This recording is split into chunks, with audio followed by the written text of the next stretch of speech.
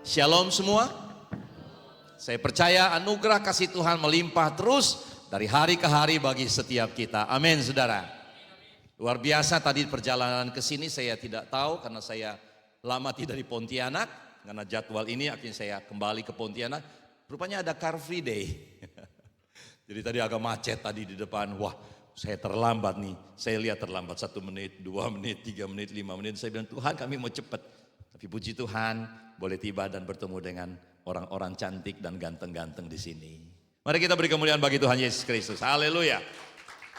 Tema kita pada bulan ini atau pada minggu ini yaitu tentang taat. Tentang apa saudara? Tentang taat, ketaatan. Saya percaya bahwa kita adalah anak-anak Tuhan yang taat. Kok cuma 2 orang? Saya percaya bahwa kita adalah anak-anak Tuhan yang taat. Taat dalam bahasa asli itu pisteo. Di dalam pisteo mengandung 2 pengertian, 2 makna yang mendasar. Yaitu setia dan jangan lupa. Setia, banyak orang bisa setia. Tetapi tanda kutip, di balik kehidupannya apa yang terjadi kita tidak tahu, hanya Dia dan Tuhan yang tahu. Sebab itu kata taat ada 2 pemahaman, 2 pengertian. Setia dan jujur.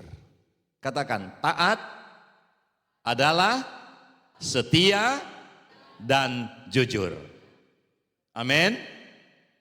Filipi pasalnya yang kedua sebagai nats bacaan kita dalam tema ketaatan ini, ayatnya yang ke-8, tapi saya mau baca dari ayat 7, 8 dan 9. Demikian firman Tuhan, melainkan telah mengosongkan dirinya sendiri dan mengambil rupa seorang hamba dan menjadi sama dengan manusia. Ini berbicara tentang juru selamat kita, Yesus Kristus. Dia mengosongkan dirinya sendiri. Ini bagian dari ketaatan. Tentu motivasi ketaatan itu apa? Ya, semoga dan saya berdoa Roh Kudus menolong kita untuk memahami kebenaran firman Tuhan bukan sebagai logos tapi sebagai rema bagi pribadi kita masing-masing. Amin. Yesus sendiri telah mengosongkan dirinya sendiri dan mengambil rupa seorang hamba dan menjadi sama dengan manusia. Kalau Anda dipikir secara akal sehat, kesepente yauming. Ini suatu kebodohan. Ya Allah yang maha tinggi, yang maha mulia, yang maha agung, dan yang maha dan yang maha segalanya. Tetapi dia mau menanggalkan itu, dia mau mengosongkan dirinya, dia mau tinggalkan segala kemuliaannya dan datang untuk menjadi sama dengan manusia. Manusia bahasa daerah yang lain itu manu dan sia, yaitu sia-sia saudara. Manu, burung, sia, kucing. Itu bentrokan terus saudara-saudara. Hello? Bentrokan terus. Kita lihat sana sini hidupnya enggak akur, tapi jemaat Betani Yestoya semua akur-akur. Tepuk tangan dong buat Tuhan Yesus Kristus. Nah, Yesus sendiri dia mengosongkan dirinya, dia mau datang mengambil rupa sebagai manusia. Itu kan satu kebodohan kalau mau dipikir dengan akal sehat. Tetapi di sini dia memberi teladan ketaatan yang ada kesetiaan dan kejujuran di dalamnya tanpa motivasi apapun. Amin saudara.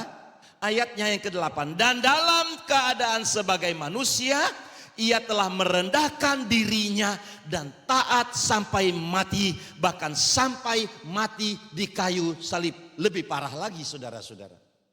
Lebih parah lagi. Seseorang yang mati di kayu salib itu satu penghinaan. Seseorang yang mati di kayu salib itu suatu kecelaka yang luar biasa. Bukan pada zaman sekarang, ya, salib sebagai apa saudara? Salib sebagai hiasan, apalagi kalau sudah ditaburi berlian, ya, anting pun dijadi salib, kalung dijadikan salib, ya, bukan hiasan. Salib itu penghinaan. Salib itu mau dikatakan lebih parah dari sampah. Nah, kan celakanya yang luar biasa. Dalam keadaan sebagai manusia ia telah merendahkan dirinya dan taat sampai mati, bahkan sampai mati di kayu salib. Yesus rela, Tuhan Yesus juru selamat kita, dia rela untuk mendapat ditimpukin sampah-sampah kehidupan kita pada tubuhnya. Sampai di dalam kitab Yesaya berkata, rupanya begitu buruk sehingga malu untuk dilihat. Mau lihat dia aja malu. Kita lihat peristiwa di Golgota, sampai matahari pun malu melihat Yesus menyembunyikan dirinya. Terjadi kegelapan pada saat itu. Wow, ini teladan yang luar biasa. Kemudian ayat 9, itulah sebabnya. Nah, kita lihat apa yang terjadi. Itulah sebabnya Allah sangat meninggikan dia dan mengaruniakan kepadanya nama di atas segala nama. Nama siapa saudara? Nama siapa saudara? Kok tegang semua? Jangan tegang saudara. Saudara kekasih dalam Tuhan Yesus, untuk bicara ketaatan dari ayat 8 nats yang diberikan, dan dalam keadaan sebagai manusia ia telah merendahkan dirinya dan taat sampai mati, bahkan mati di kayu salib. Saya mau memberi gambaran secara spesifik untuk kita memahami tentang ketaatan yang sebenarnya. Taat bukan Metian Lipai Song Sing Tong. Taat bukan setiap minggu ke gereja. No. Banyak orang ke gereja juga tapi jadi iblis. Ada di sini. Pakai baju apa dia? Hijau, bahaya. Enggak ada. Enggak ada. Tolak dalam nama Yesus. Amin saudara. Berbicara tentang ketaatan, ada gambaran dalam firman Tuhan yang akan saya ceritakan kepada saudara. Kita lihat di dalam kitab Bilangan pasal 13. Dalam kitab Bilangan pasal 13 ayatnya yang pertama sampai 14 dan Bilangan 13 ayat 1 sampai pasal 14 ayat 10. Kepanjangan, saya nggak akan membacakan ini, saudara bisa baca sendiri di rumah. Nah, ini ada gambaran dari orang-orang yang nanti kita bisa tarik pelajaran penting di sini tentang arti dari ketaatan. Bagian pertama yang saya mau bahas di sini adalah kelompok orang. Jadi di situ ada 12 orang yang diutus Musa untuk mengintai tanah Kanaan. Tanah Kanaan kalau saya jabarkan di dalam kehidupan sekarang ini adalah suatu kehidupan penuh dengan damai sejahtera. Penuh dengan kebahagiaan, penuh dengan keberhasilan, penuh dengan berkat Tuhan. Jadi saya nggak bicara soal berkat-berkat lagi, karena anak Tuhan pasti hidup dalam berkat Tuhan. Ambil jarimu sekarang dan katakan kiri kananmu, kamu hidup dalam berkat Tuhan. Tunjukin, plototin gitu supaya sadar, jadi nggak bersungut-sungut terus. Amin saudara. Saya bisa bernapas dan berdiri di sini sehat sini karena Tuhan memberkati saya. Saya berdiri di sini dengan satu motivasi, saya mau mempermuliakan Tuhan dan menjadi berkat bagi semua telinga yang mendengar pada saat ini. Di mana-mana saya pelayanan, baik pelosok-pelosok pedalaman dan sebagainya, saya hanya satu motivasi, Tuhan dipermuliakan dan jiwa-jiwa datang kepada Tuhan. Itu aja saudara-saudara. Untuk jadwal saya di Betani Yestoya, saya di Jakarta.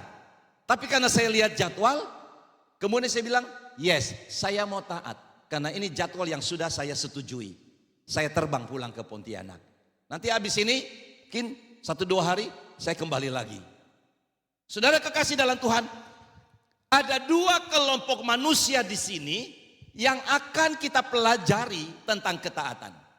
Ada kelompok manusia pertama terdiri dari 10 orang, dan kelompok yang kedua terdiri dari 2 orang.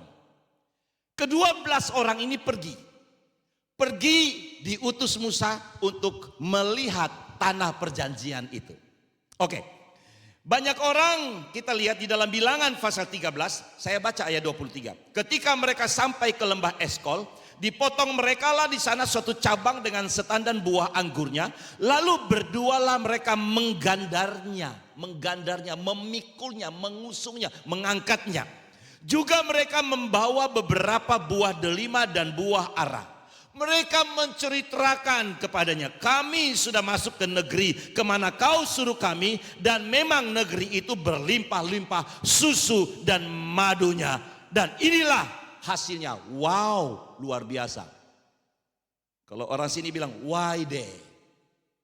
Kemudian, tetapi orang-orang yang pergi ke sana bersama-sama dengan dia berkata, kita tidak dapat maju menyerang bangsa itu karena mereka lebih kuat daripada kita. Ayat 32.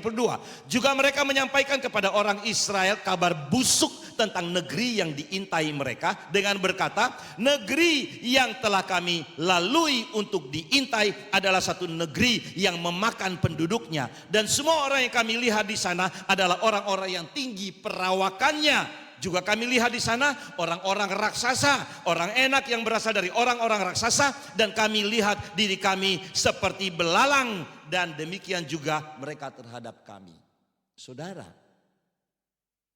10 orang, 12 orang yang diutus, ke-12-nya pulang, dan mereka pertama-tama menyaksikan. Nah, ini berbicara tentang mereka taat. Karena diutus mereka tidak membangkang. Nanti saudara bisa simak ketaatan model apa. Diutus mereka tidak membangkang, mereka obey, mereka taat, mereka pergi. Setelah mereka pergi, yang tadi saya katakan, why deh, hentop ya tak. Luar biasa, hasilnya luar biasa. Berlimpah-limpah susu dan madu. Setandan anggur saja 2 orang angkat, saya bayangin tuh saudara, satu tandan anggur 2 orang angkat itu tuh luar biasa. Mungkin anggur buahnya besar-besar kelapa kali ya, saya nggak tahu ya, karena nggak ditulis dengan spesifik di situ. Tetapi suatu gambaran betapa suburnya tempat itu. Oke, mereka bawa delima, buah ara, semua mereka bawa pulang. Ini loh hasilnya, 10 orang itu. Namun ketaatan mereka, apa yang mereka lakukan, mereka balik walaupun sudah taat, tetapi mereka gagal. Kenapa mereka gagal? Karena bagian yang pertama, mereka pesimis. Kita bisa taat pada Tuhan, taat beribadah, tapi apakah hidup kita pesimis? Tuhan, berapa lama Tuhan? Kita seringkali di dalam mengikuti Tuhan bersungut, pesimis, marah-marah sama Tuhan. Kok doaku Tuhan belum jawab?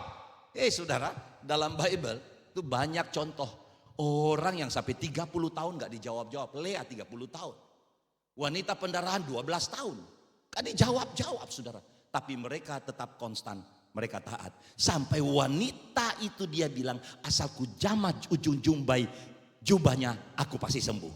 Tepuk tangan buat Tuhan Yesus Kristus. Ini ketaatan yang dipraktekkan, ketaatan yang tulus. Wanita di Kana sampai disindir sama Yesus. Nggak ada seorang hamba anjing-anjing mengambil makanan dari meja tuannya. Wanita Kana dia bilang, betul Tuanku, tidak ada mengambil makanan dari meja tuannya, tetapi kami anjing-anjing ini menanti remah-remah yang jatuh dari meja tuanku. Itu ketaatan yang luar biasa. Mujizat terjadi. Setuju? Mujizat terjadi. Nah, kita kembali di sini. Kenapa mereka pesimis? Karena ayat 23. Sekalipun sudah mengecap, sudah punya kesaksian, udah lihat, udah rasa sendiri, tapi mereka menolak untuk memiliki iman bahwa itu akan menjadi milik mereka. Di dalam katakan ini, kami udah lihat, kami udah dapat, ini hasilnya. Tapi kenapa? Mereka siang sin, mereka tidak percaya. Saudara, perjalanan hidup kekristenan tidak segampang balik telapak tangan. Tidak semudah telapak tangan yang kita balikin. Pasti ada proses. Dan proses yang Tuhan izinkan tujuannya adalah supaya membuat kita semakin dewasa dalam ketaatan. Oke.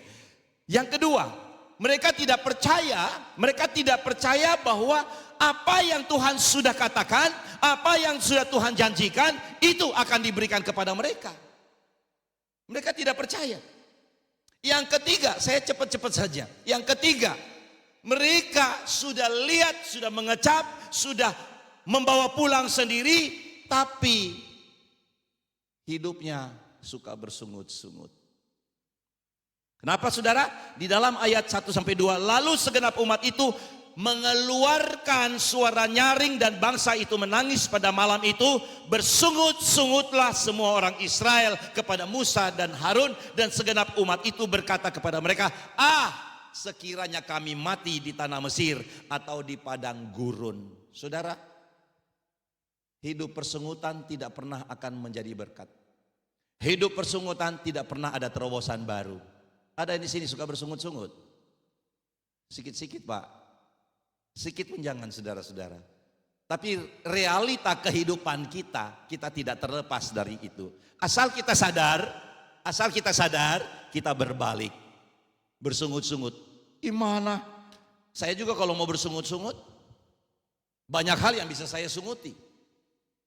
Saya tinggalkan semua kehidupan saya tinggalkan bisnis saya mau taat ikut suara Tuhan.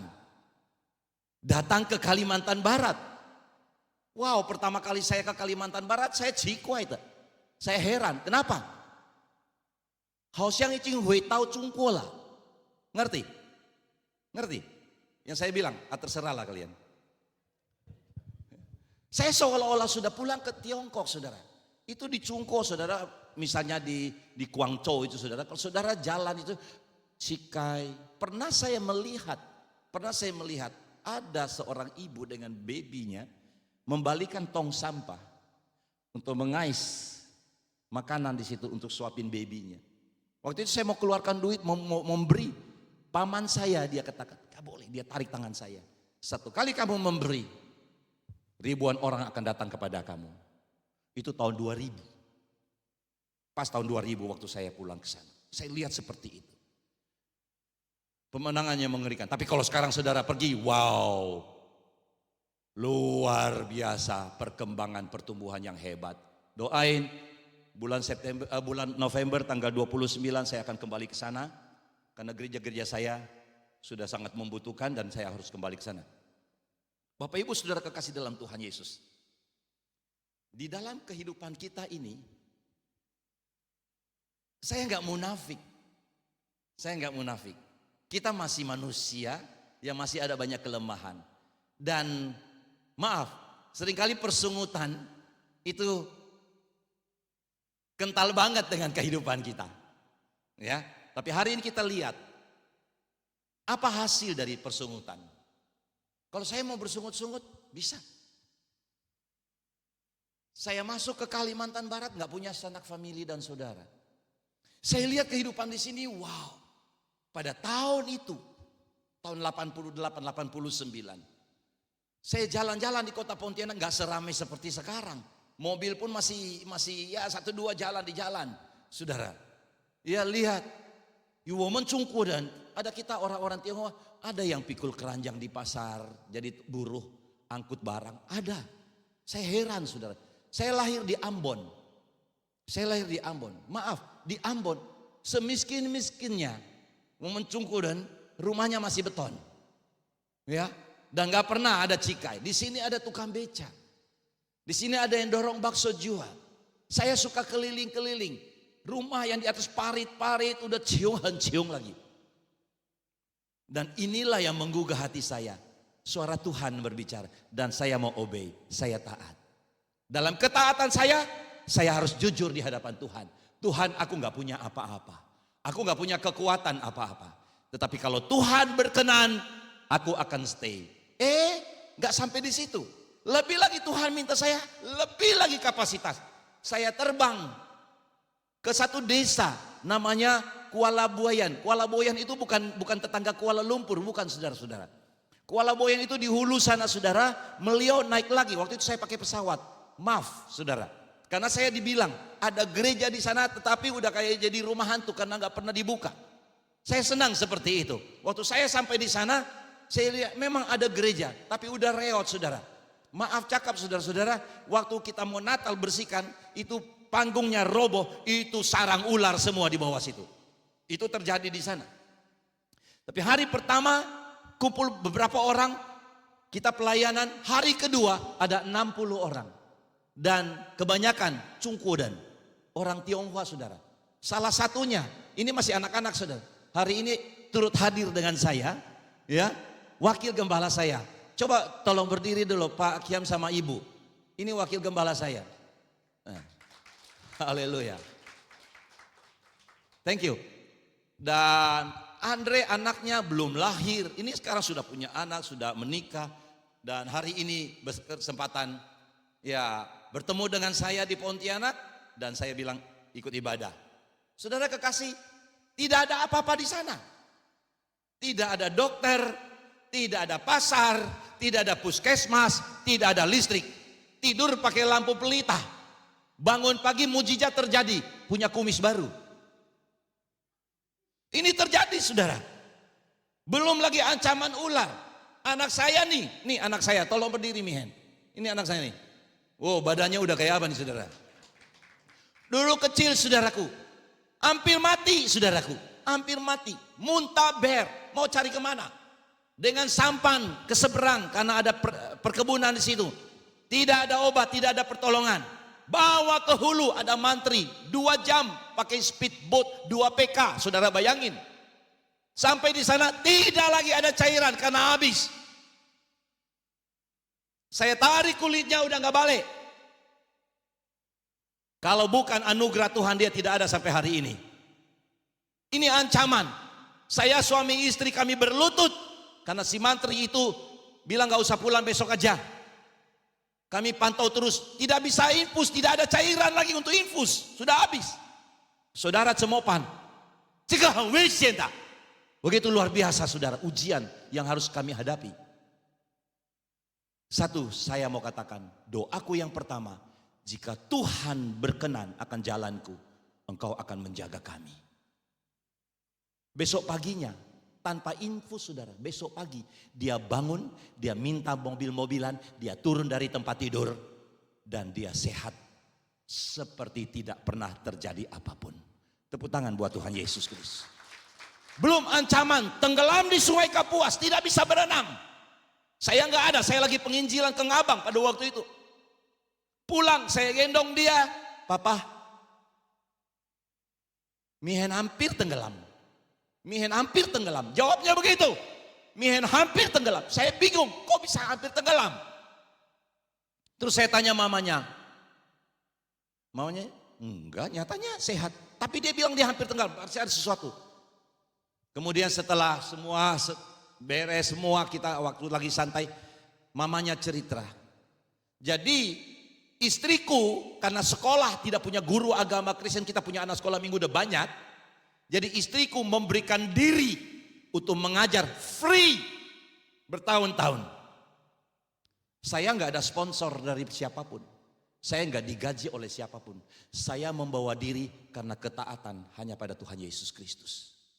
Saya instalatir listrik. Saya bisa bikin apa aja. Ada satu rumah di Jeruju sana, saudaraku, rumah 4 lantai. Seorang diri saya pasang. Saudara bisa pergi lihat tuh. Wow, beautiful. Saya punya keahlian. Tapi saya mau belajar taat. Mamanya cerita. Jadi dia pagi mandi kan di jamban. Tahu jamban? Di lanting, di lanting. Nah itu ada kamar mandi yang apung di atas sungai. Dan dia ikut, wah masih kecil. Dia ikut. Jadi mamanya lagi mandi, mamanya lagi pakai sarung. Dengar di belakang pluk. Terperosok di lubang lanting itu, jamban itu hilang. Di depan rumah saya itu batunya gede-gede. Jadi kalau air lagi pasang, itu terjadi golakan, perputaran air. Jadi ada arus, dia masuk di situ. Saudara-saudara bayangin, saudara pikirkan. Istri saya nggak pandai berenang. Dia jatuh, plup, hilang saudaraku. Istriku keluar dari jamban itu, dari kamar mandi itu, lihat tidak ada anaknya. Sudah hilang saudara, ada perputaran air. Kepapu. Dan dia teriak, Yesus anakku. Waktu dia teriak itu kemudian dia melihat ada putih-putih karena terputar air. Kemudian istriku lompat dan betul menangkap kaki anak saya. dan angkat dan hanyut saudaraku, sarung-sarungnya lepas. Dan ada di bagian hilir, ada orang di situ langsung menarik mereka dan naik. Aku mendengar berita ini, aku gemetar, aku gemetar. Aku katakan, Tuhan, ini kan suatu ketaatan, ujian. Saudara, kita bicara taat. Kalau kita bicara taat, kalau kita diberkati, kalau kita banyak sahabat yang tidak menusuk kita dari belakang, kalau kita banyak orang-orang yang peduli sama kita, mungkin ketaatan kita bisa iya dan oke. Mungkin ketaatan kita bisa baik-baik saja. Oke. Tapi ketika kita mengalami ini, saya sempat berpikir berbalik. Saya instalatir listrik, saya bisnismen, saya punya usaha yang saya tinggalkan, bisa aja saya balik. Maaf, mau beli celana dalam aja nggak punya duit. Karena saya menjalankan satu ketaatan dan kejujuran di hadapan Tuhan. Sedikit ini saya nggak emosional, tetapi saya mengenang kembali harga dari satu ketaatan. Bapak Ibu Saudara kekasih dalam Tuhan, mau bersungut? Bisa bersungut. Saya punya potensi untuk bersungut.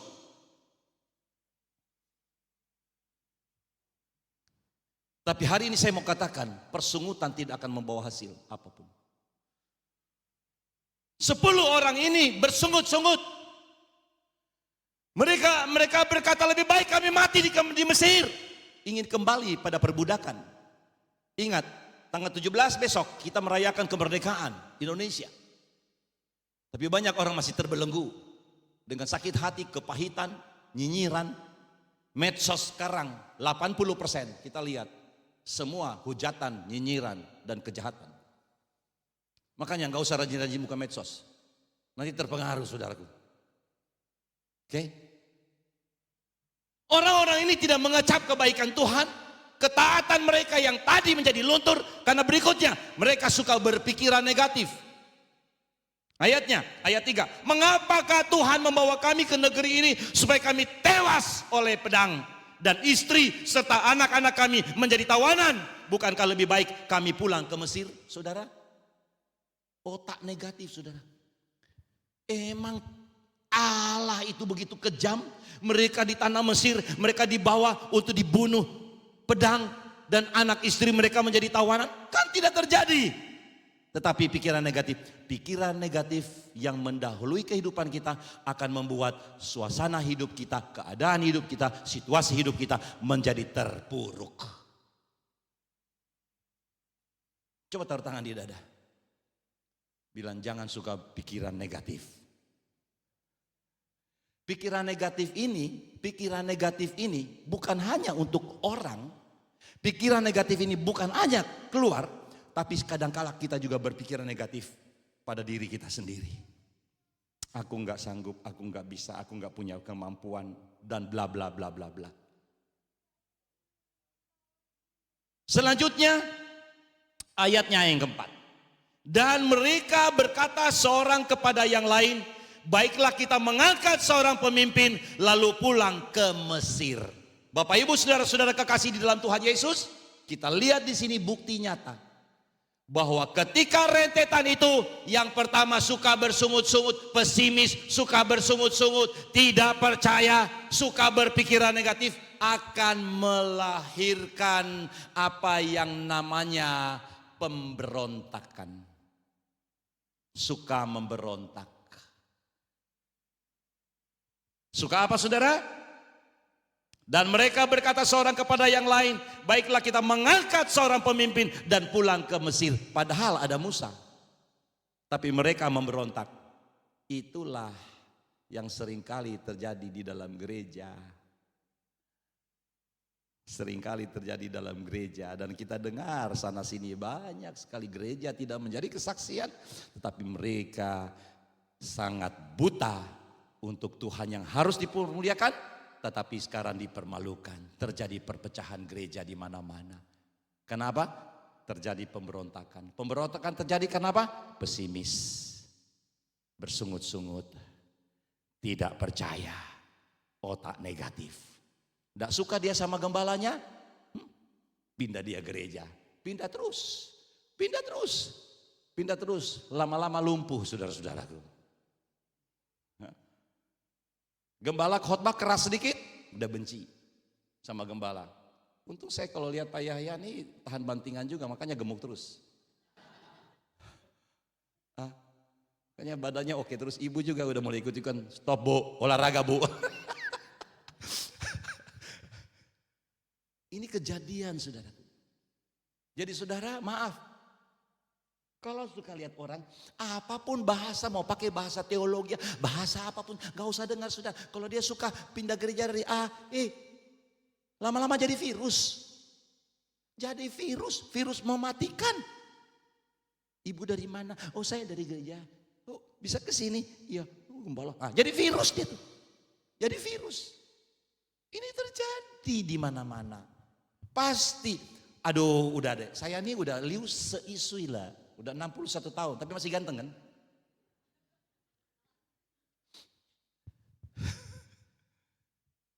Saya udah melanglang buana di mana-mana. Orang yang suka-suka pindah gereja itu saudara jadi virus. Kalau dia pindah dari gereja A ke gereja B, pasti yang dia ceritakan kejelekan gereja A ke gereja B. Tanpa dia sadar harusnya dia introspeksi diri sendiri. Kalau orang bermasalah dengan kita, jangan salahkan orang itu, salahkan diri kita sendiri. Karena kita tidak introspeksi diri. Nah ini 10 pengintai. Masih tinggal 5 menit waktu saya. Lalu bagaimana dengan 2 pengintai yang lain, Yosua dan Kaleb? Wow, mereka berkata saudara-saudara, mereka buktikan ketaatan dengan kejujuran, ketulusan, itu pasti ada kekuatan supernatural dari Tuhan untuk menghadapi setiap permasalahan apapun. Mereka katakan begini, ayat 6. Tapi Yosua bin Nun dan Kaleb Yefun termasuk orang-orang yang telah mengintai negeri itu mengoyakkan pakaiannya. Mereka radikal dalam pembaharuan, berani tampil beda, berani terima tantangan, berani berkorban, berani mengoyakkan yang lama supaya menjadi yang baru. Saudara, hidup pertobatan, taubat artinya berbalik. Ketika tadi kita hidup dalam dosa, ketika kita bertobat, kita hidup dalam anugerah kasih karunia Tuhan. Ini yang Tuhan mau.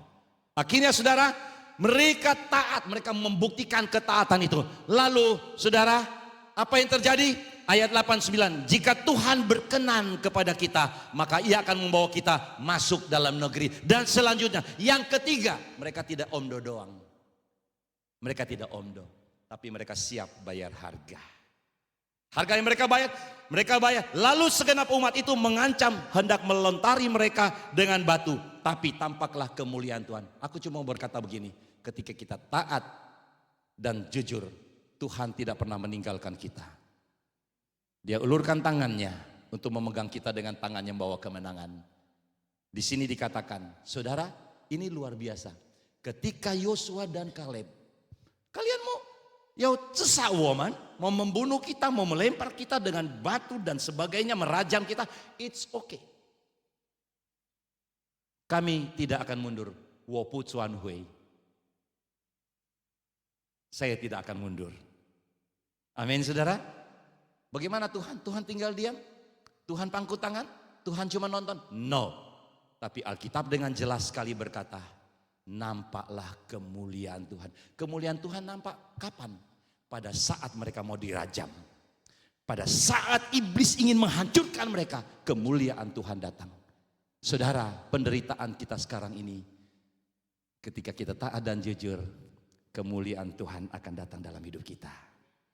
Apa itu kemuliaan Tuhan? Tuhan akan membuat kita menjadi orang-orang yang punya nilai. Sebab kemuliaan dalam bahasa asli disebut kafot atau kabot, yaitu bobot atau value, nilai. Aku pastikan ketika mendengar firman ini dan kita mempraktekkan dalam hidup kita, taat dan setia, maka Anda adalah orang-orang yang bernilai. Dan Tuhan berkata, aku jaga kamu seperti aku menjaga biji mataku sendiri. Katakan amin. Kiranya Tuhan memberkati kita dan kebenaran firman Tuhan ini memotivasi kita untuk taat dalam setiap situasi. Aku cuma mau taat. Aku mau taat. Sanseunien 35 tahun. Aku tinggal di pedalaman, di kampung, tapi puji Tuhan saya enggak kampungan. Saya bisa menjadi kemuliaan nama Tuhan, memberitakan Tuhan, memasyurkan Tuhan, sampai di mana-mana, di penjuru yang Tuhan inginkan saya lakukan. Sampai hari ini, today. Dan hari ini saya masih bisa berbicara di depan saudara, karena anugerah Tuhan. Tuhan tidak pernah melepas tangan. Amin saudara. Kalau saya bisa berbicara di tempat ini bagi saudara, itu cuma karena wujud dari ketaatan saya kepada Tuhan. Kiranya ini memotivasi kita. Apapun keadaan kita, penderitaan kita. Tadi saya baru cerita cuma sebagian. Belum lagi speedboat terbalik, anak saya hilang. Dan belum, banyak hal saudara-saudara. Tapi hari ini saya berkata, Tuhanku hidup. Mari kita tunduk kepala dan kita berdoa. Tuhan melihat hati saudara. Tuhan melihat pribadi saudara. Saya tidak perlu meminta saudara mengangkat tangan. Tapi saudara, saya percaya saudara mengangkat hati kepada Tuhan. Dan saya percaya hatimu ini berkata, Tuhan ajar aku untuk memiliki ketaatan dan kejujuran itu. Sekalipun hidupku begitu susah, hidupku begitu banyak penderitaan, hidupku begitu banyak tantangan, hidupku begitu banyak masalah. Tetapi satu hal, Tuhan, hari ini aku dengar firman, aku mau taat kepada Engkau.